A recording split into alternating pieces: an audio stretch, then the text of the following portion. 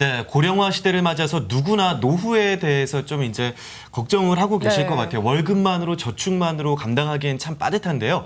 그래서 안정적인 노후를 대비하기 위해서 최근에 수익형 부동산에 대한 관심이 아주 높아지고 있습니다. 네, 그래서 오늘은 월세를 받는 수익형 부동산에 대해 알아볼 텐데요. 어떻게 투자해야 성공할 수 있는지 그 노하우에 대해서 알려드리겠습니다. 네. 또 중간에 보시다가 궁금한 점 있으면 문자로 보내주세요. 답변 드리겠습니다. 네, 오늘 도움 말씀 주시기 위해서 정진성 부동산 컨설턴트 나오셨습니다. 안녕하세요. 안녕하세요. 안녕하세요. 네, 오늘 월세 받는 수익형 부동산에 대해서 얘기를 나눠볼 텐데요. 그 전에 이 개념부터 좀 짚고 넘어가고 싶어요. 이게 뭔가요?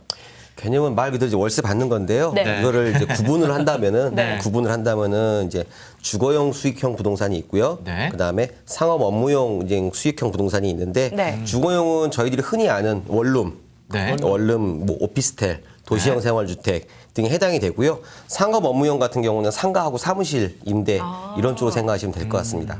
그렇군요. 주거용이 있고 또 상업이 따로 나뉘어져 있다는 거는 네, 그렇습니다. 네, 새롭네요. 네. 네. 그리고 뭐 이제 특별히 개념은 네. 이제 우리가 월세를 받잖아요. 네. 월세를 받으면 통상 부동산 구입 비용의 5% 정도, 네. 그러니까 1억을 은행 대출 없이 투자를 한다고 했을 때 네.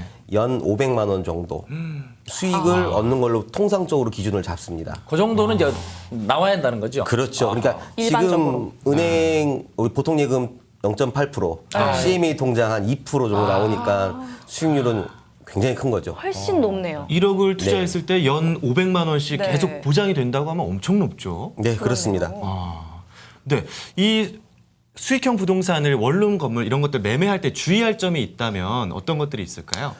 건물을 이제 매매할 때 주의점들이 좀 많은데요. 네. 일단 기본적으로는 이제 불법 건축물이 있는지 없는지 확인을, 가령 이제 옥상에 뭐 네. 조립식으로 건물을 지어놨다라든지 네. 이런 부분들이 있고, 아니면은 주거용인데 상업용 업무 시설로 바꿔서 한다라든지 이제 그런 부분들이 좀 가장 거래를 하실 때 주의를 좀 하셔야 될 부분인 것 같습니다. 네, 확인을 월세 하셔야죠. 받는 부동산 종류가 굉장히 많은데 네네. 어떤 게 있나요? 일단은 간단하게 정리를 하면요. 네.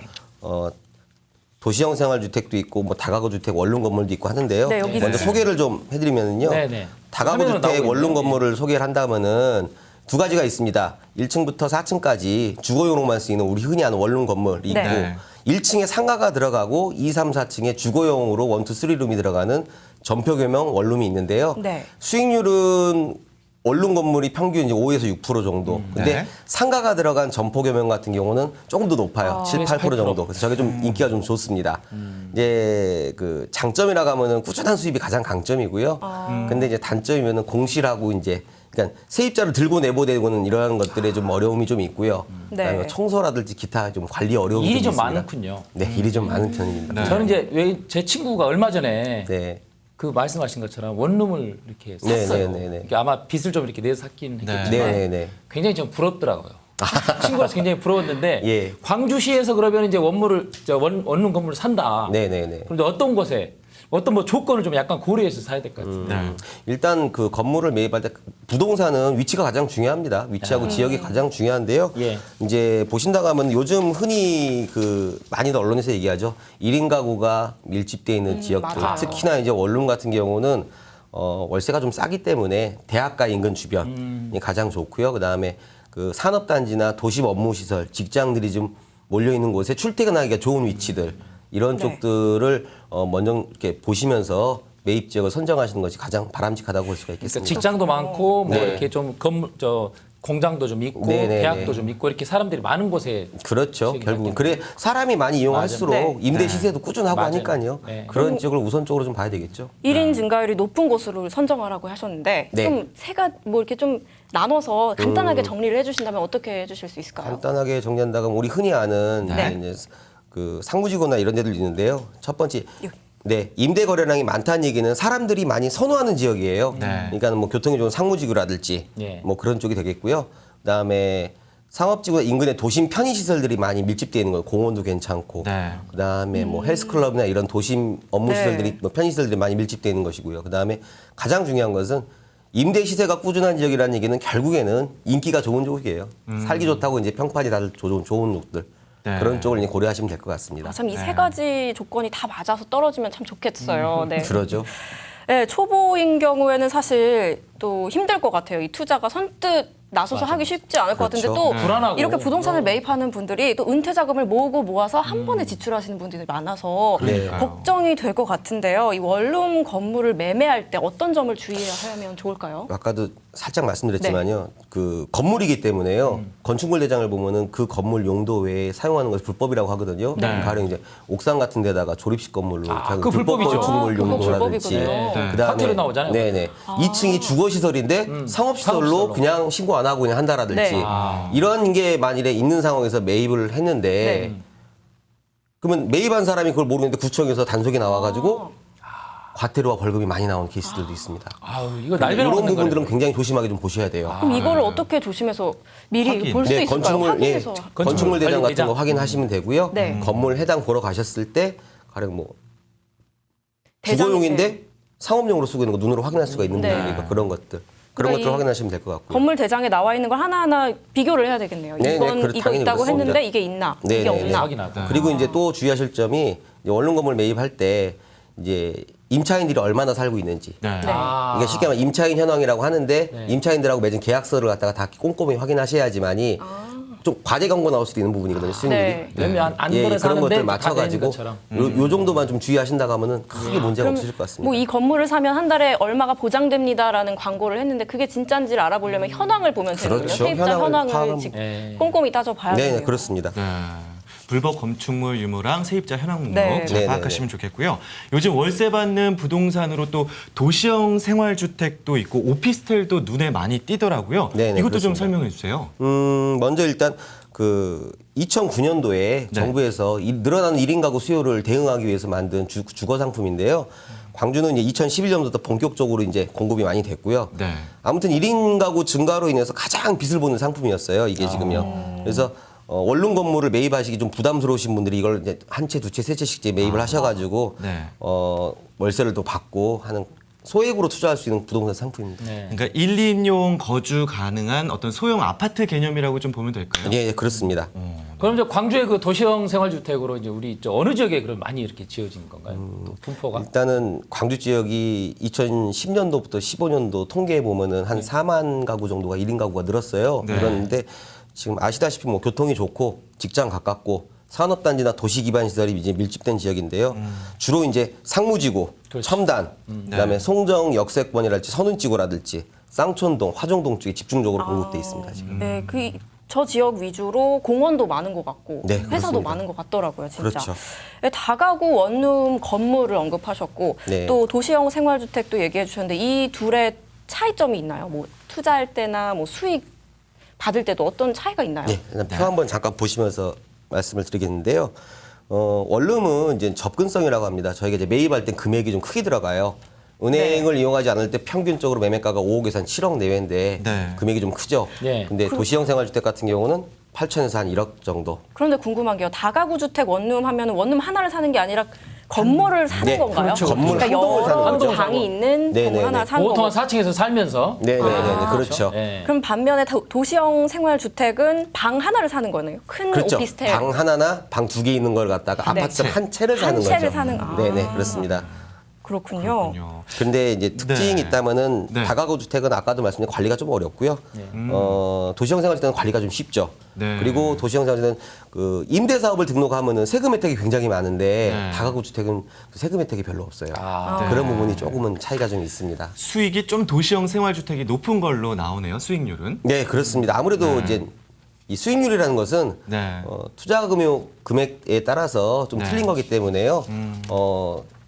틀린데 이제 다가구 주택은 수익률이 좀 적더라도 네. 한 달에 뭐 한 200에서 한 300만 원, 꾸준하게. 400만 원 이렇게 나오는 금액이고 네. 도시형 생활주택은 한 채당 뭐 몇십만 원 이렇게 나오는 거니까 좀 차이가 좀 있긴 합니다. 여력이 좀 있으면 그 다가구 주택보다는 이제 도시형 생활주택을 위해서 예. 사는 게 훨씬 더 여러 채. 관리도 쉽고 관리도 쉽고. 수익률도 낮고 그렇겠네요. 네, 그렇습니다.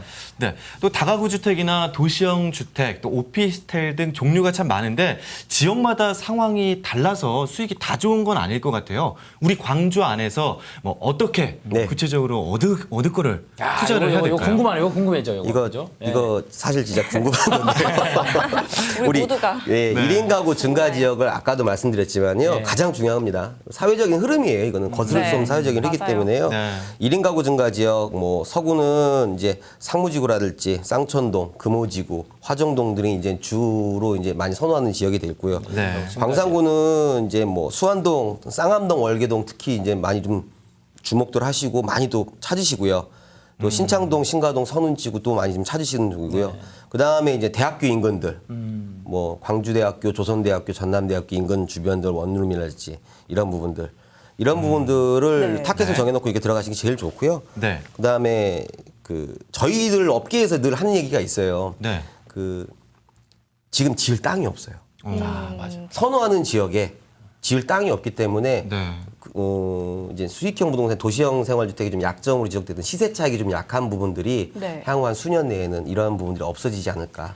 그러니까 더 이상 뭐 지을 만한 땅이 없기 때문에 이미 지어진 것들은 그렇죠. 오를 가능성이 높다. 그렇죠. 예, 예. 라는 부분들이군요. 네네. 두 번째는 이제 광주 전남에서 얼마 전에 우리 선거 끝났잖아요. 네. 대통령 선거 끝났지 않습니까?